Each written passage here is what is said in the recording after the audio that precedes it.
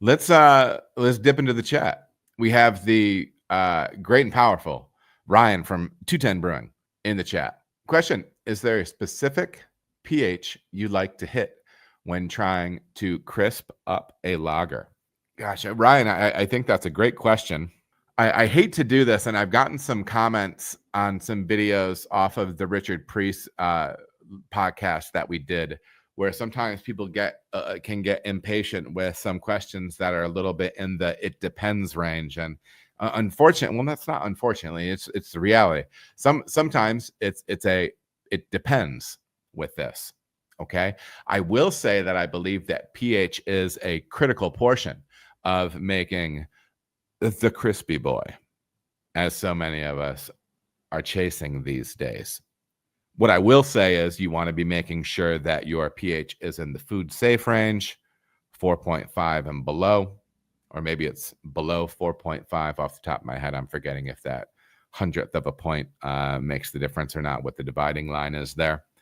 But I will say this, I think a really great way to test that out is to get your beer when it is on tap with the carbonation in it and get the pH on that, and then take that and titrate it out into multiple different pints or sample glasses.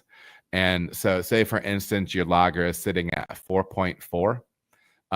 Adjust it with food grade lactic acid down to 4.3, 4.2, 4.1, 4, 3.9, and then do some sensory on those.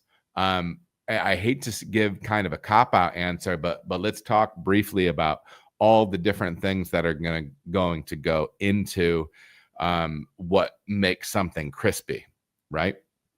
So one factor is, I think, that the dryness of a beer, the amount of residual sugar that it has, which is a fermentation mash temperature thing or grist thing, depending on the amount of simple sugar you use, or adjuncts that will go to zero, right? Fully fermentable adjuncts. So the amount of body, the amount of residual sweetness can impact that.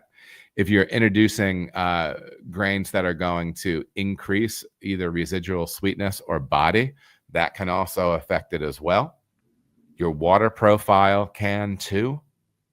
But I think pH is a great place to start. So if you like your water profile where you're at, if you like your grist and your fermentation approach where it's at, I think pH is a great place to look.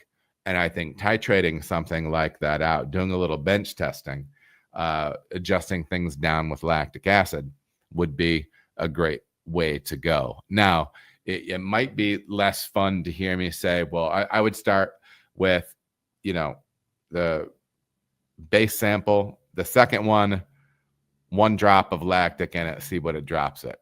Okay. Make sure to stir it, make sure it's homogenized, right? And then test. So there's going to be some trial and error. Pick a day where you don't have a ton going on and dig in on this. Okay. That would really be my primary way of testing out what that's going to do as far as helping to make your light beer, whatever beer, more crispy. Okay. But yeah, it is a key component. So Ryan, I appreciate the question on that one.